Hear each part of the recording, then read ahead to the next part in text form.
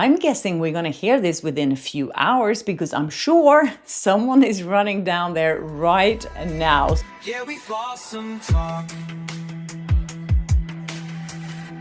Hi and welcome to Floss & Talk. I'm Tashley Flo, journalist, Hollywood truth teller, and your voice of reason in a town built on delusion. All right, I'm just sitting here just waiting for this tape to show up somewhere.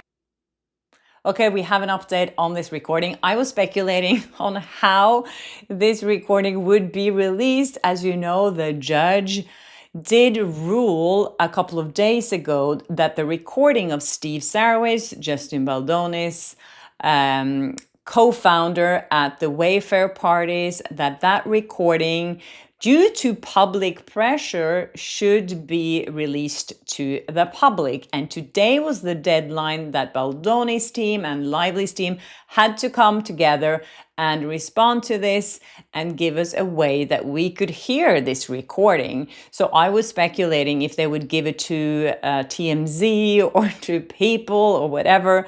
But now we know how we can get hold of this recording. So if anyone's in New York, you can go to the courthouse and ask for a CD.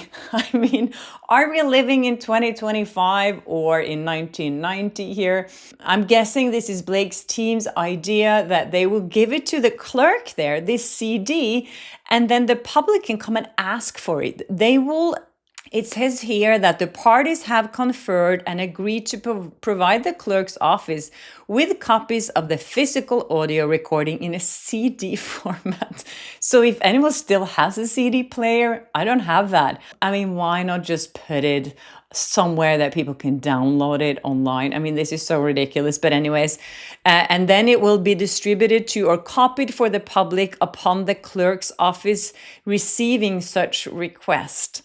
Counsel for the parties confirmed that the clerk's office is amenable to the foregoing approach, which the parties agree provides public access to the audio file in lieu of the file being filed on the public dockets. Basically, yes. So if you're in New York and you want to get hold of this recording, I would appreciate if you share it with me and with everyone else as well. We need to hear this.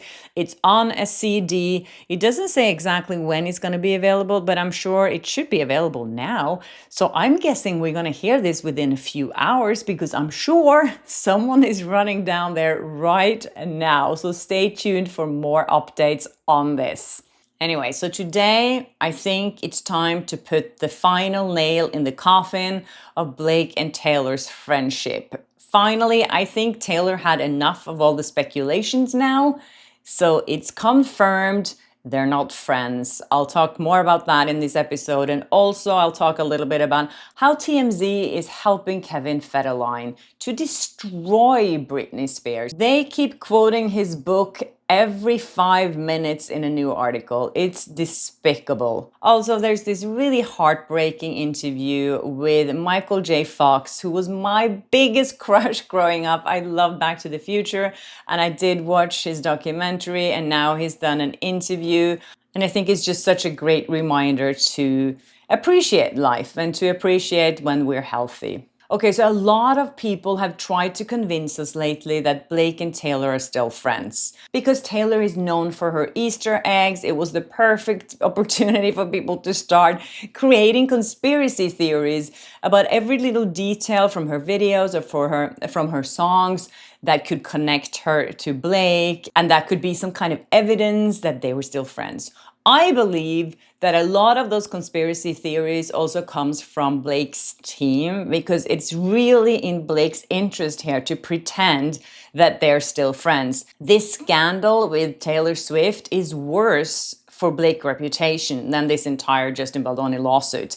That's what I think. If you think about the general public and what they read, the headlines that are out there, this is so much more damaging for Blake because this shows she's a bad friend, and that's bad character. And Taylor Swift has a lot of fans. Anyway, so on October 9th, Dumo had a podcast where they had a source who revealed that the stars may have met each other recently.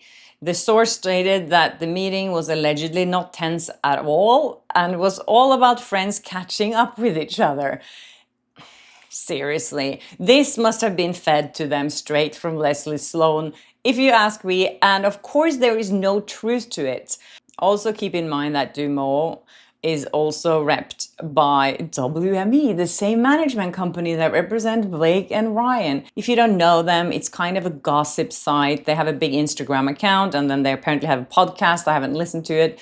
But let's finish this Taylor Swift business once and for all. And I think this is why Taylor now has come out and said, enough is enough. And now a lot of different outlets have reported on this. And page 6 is saying here that Taylor Swift has no contact with former bestie Blake Lively since Justin Baldoni lost the drama. They have zero contact. While Instagram's scuttlebutt, I never heard that word before, but I really like it. While Instagram's scuttlebutt account Dumont reported this week that the former friends whose relationship was marred amid fallout with Lively's legal drama had a low-key reunion. But page 6 hears otherwise. It says here that they had no contact, a source tells us, saying that the once tight pair haven't spoken since last winter when the drama surrounding the case began unfolding. I feel that this might be tree paint coming out there because this is not in Taylor's favor that she's been connected to Blake again. As you know, Taylor has received a lot of backlash from people who think that she might be friends with Blake and people who think and speculated that the song Cancelled was a tribute to Blake. And now I think she's just coming out there to say enough is enough. Let's just squash this rumor once and for all. They also have another source here who also confirmed that they haven't spoken or had any contact. As you know, Taylor's reps have come out before and talked about this and said that Taylor wished that Blake would never have dragged her into this. And we have to remember, it all started with Blake dragging her friend into this. It was not Justin who dragged her into this. She was the one referring to her friend as my dragon. And that word is apparently also something that Taylor really did not like. And it's also been said many times through her reps that she feels used. I don't know anyone who would appreciate to be called someone's dragon. And they remind us here of another source who said this in August, that Swift will be forever furious at how Blake quite clearly was using her for clout and leverage in her dealings with Justin. She really hates that Blake would even think like that, let alone write the things she did in that text. So yes, of course, when you are one of the most famous pop stars in the world, you have to protect yourself and you have to choose your friends really, really wisely. And Blake was not a wise choice. And it reminds me of that meeting that when it all started, that happened back in January of 2024. Now I'm thinking about it, I think that Blake knew that Taylor was going to show up before this meeting was over. So the meeting was between her and Justin, and they were going to discuss this rooftop scene. And then voila, Ryan Reynolds was just there. And then before they finished the meeting, Taylor Swift just showed up. I think Taylor was really caught off guard in that situation, and she just got dragged into this conversation about this scene, which Justin had said later on that he felt really bombarded and he was really caught off guard by being attacked by Blake and Ryan, convincing him that their writing was better than the ones that was in the script. And of course, he was pressured into actually choosing Ryan's, because now we know it was Ryan who wrote that scene, to pick his version over the one they already agreed on that was in the script. So yes, I think definitely that Taylor was caught off guard. And they also say here, that she had nothing to do with the casting of young Lily. Isabella Ferrer was on the red carpet being interviewed saying that, she was so flattered that Taylor had something to do with her casting and that they actually picked her for young Lily. I hear that Taylor may have had some influence in getting you Yes, the role. she did. Yeah, I know. I don't even know if I'm meant to be saying it, but I'm saying it. Yeah, she was a helpful part of the process of the audition, which I found out later after I got it, and that rocked my world. Taylor said that she had nothing to do with that. So that just shows how Blake has been leveraging and using her name to promote It Ends With Us. And bottom line, of course, Taylor would never forgive that. If you think about the relationship she had in the past and how she has made songs about it and how she never really made up with anyone that she had a big feud with, why on earth would she do that with Blake?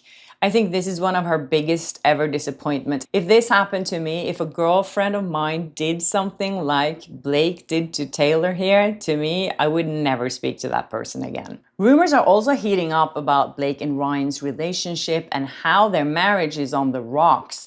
But before I get into that, I wanted to thank the sponsor of this video, OneSkin. Okay, so I've been using OneSkin for over 6 months now. You might have seen these ads before from me, and that's because I really like and trust this brand. One of the reasons is because I actually started seeing it working straight away. And as a journalist, I always do my research into brands, especially when it comes to what I put on my skin. With OneSkin, my skin feels smoother and firmer, and I feel like I see a little bit of a glow. I honestly didn't expect anything that I put on my skin to work this well. I'm also super excited to try this scalp serum that they just sent me for my hair. I'll keep you posted on that as well. And the best part about this is that it's no fancy routine required. You just cleanse, pat your skin dry, and apply twice daily. This is for your face, and this is for your eyes. I've been using it on my face, my neck, and my eyes, and I feel like my skin just looks healthier and tighter. And they're all about real science. It's literally designed to target the root of skin aging. No harsh ingredients is very important. It's dermatologist tested and even approved by the National Eczema Association. OneSkin is changing how we age by focusing on skin and scalp health at the cellular level. Powered by their patented OS1 peptide, every formula is designed to keep skin healthier, stronger, and more resilient over time. For a limited time, you can now try OneSkin with 15% off using my code FLAA, F-L-A-A, my last name, at oneskin.co. That's 15% off oneskin.co with code FLAA. After you purchase, they'll ask where you heard about them, so please say that I sent you to support my channel. Okay, so let's get back into Blake and Ryan's relationship. It's been so long since we actually saw the two of them together. Ryan has kept himself so busy with this touring of the John Candy movie, while Blake has been home posting photos of baking goods and herself coloring and herself in a pajamas. And yesterday she posted some photos of flowers and another cake while Ryan is out there on talk shows telling jokes. And she hasn't been with him on one single event to help him promote this movie. When he was at the premiere here in LA, her sister was there instead of herself. Either Ryan is asking her not to show up because he doesn't want her reputation to taint the movie. And if that's the case, that's not really great for a relationship. If Magnus would have told me, don't come to this event tonight because people don't like you, I would feel like that was not great for our relationship if he would tell me something like that. And I think Blake would really like to be there. She loves the attention, we know that. And she's been very active promoting her hair care line lately. She's been showing up at events and stuff. So I don't think the reason is that she doesn't want to be seen out in public. So I wouldn't be surprised if we hear something about them living separate lives pretty soon. Also, I just saw in the Hollywood Reporter that Ryan is expected to have a speech at this event that his company Group Effort is doing in collaboration with WME. So if you're ever wondering where WME stands when it comes to loyalty here, it's pretty obvious. WME represents both him and Blake, and as you know, they used to represent Justin Baldoni, but not anymore. Blake's agent was just deposed last week, and a source that I have told me that he was not surprised that Blake Lively's agent gave the testimony that he did.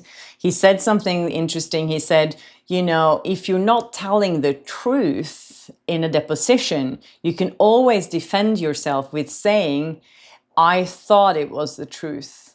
So if a person says something that Blake Lively told them, if Blake Lively told this person, her agent, that, oh, I don't feel comfortable about Justin, he would say that Blake wasn't comfortable and there were things going on there. And you can never be charged with perjury if you believe something to be true. Even though we know some people are lying here, they could always say that I believed it to be true. And he also told me that, just follow the money. It's all about the money. Why would they be on Baldoni's side here when they make tons of money of Blake and Ryan? Anyways, let's talk a little bit more about Kevin Federline and his new book. I was really shocked today when I started reading the stories that TMZ published for the last 3 or 4 days. I think they have about 20 articles up.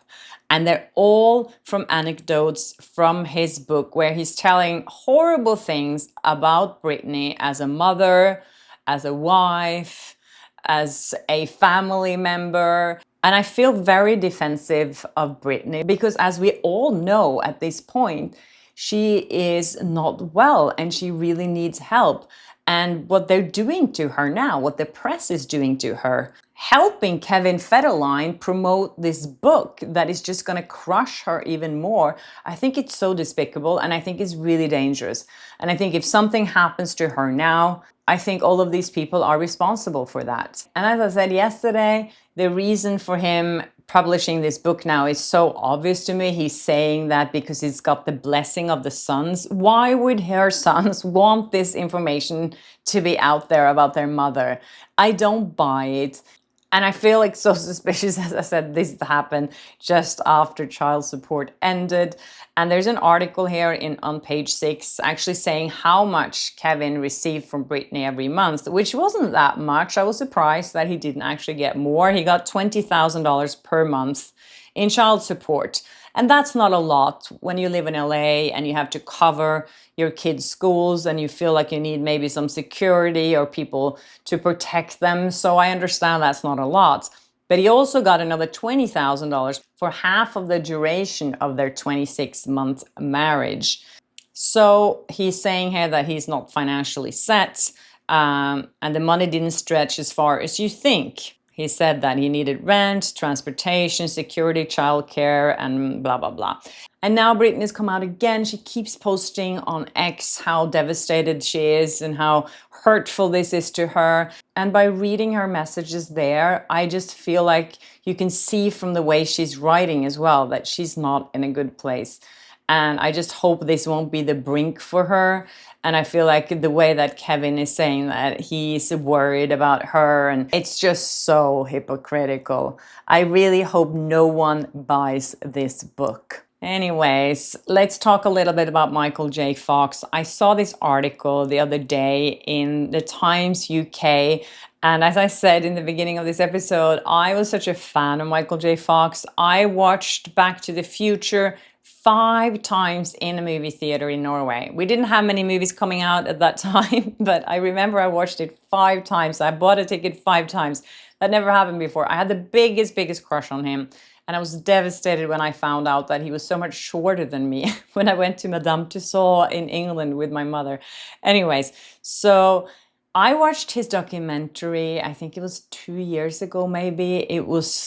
It really opened my eyes to this disease and what he actually has been able to conquer and how far he has actually come. In this interview, he reveals even more. He was diagnosed when he was 29 and now he's 64. And he says there's no timeline, there's no series of stages that you go through, not in the same way that you would say with prostate cancer. It's much more mysterious and enigmatic. There are not many people who have had Parkinson for 35 years. I'd like to just not wake up one day. That would be really cool. I don't want to be dramatic. I don't want to trip over furniture and smash my head. And then he talks about all the things that he broke in his body by falling over and other things that comes with the disease. He said in a 3-year period, I broke my elbow, I broke my hand, I got a big infection in my hand, and I almost lost my finger. At one point, he lost the ability to play the guitar, and he says it's terrible. I had all these little bones broken and it got infected, and they had to cut the bones out because the bones got infected. I broke my other shoulder that I had replaced. I broke my cheekbone. I had a plate there. Am I missing something? When I read things like this, I feel it's just such a reminder for everyone that when we are healthy, that we really have to appreciate every day. And I have to say, I'm so impressed with Michael J. Fox. He's actually has a role coming up even. He's going to be in one episode of Apple TV Plus Shrinking that's coming out next year. And he lost so much of his mobility, and he says, I take it easy now. I don't walk that much anymore. I can walk, but it's not pretty and it's a bit dangerous. So I just roll that into my life, you know, no pun intended. I think his sense of humor is one of the things that I noticed in the documentary, that he has such a warm and amazing sense of humor. And also his wife, who's been there for him this entire time. I just feel like they're such great role models. I just wanted to share that story with you guys because I think it's so powerful. Also, Oscar just wanted to say hi. All right, Oscar, he just woke up from a nap. He wanted to say that he was so excited when he heard that Diane Keaton was giving $5 million to her dog in her will. Right, Oscar? What would you spend $5 million on? I think chicken. I love that she loved her dog so much. There's so many pictures of her and Reggie. And yeah, I feel like people that are dog lovers, they have a special place in my heart. And yes, so here's Oscar. Some people were saying we need to see more of Oscar. Anyways, that's it for me, you guys. I wish everyone a happy weekend. And if you haven't subscribed yet, please do. Hit the notification bell so you don't miss an episode of Blossom Talk. And I'll see you soon. Bye.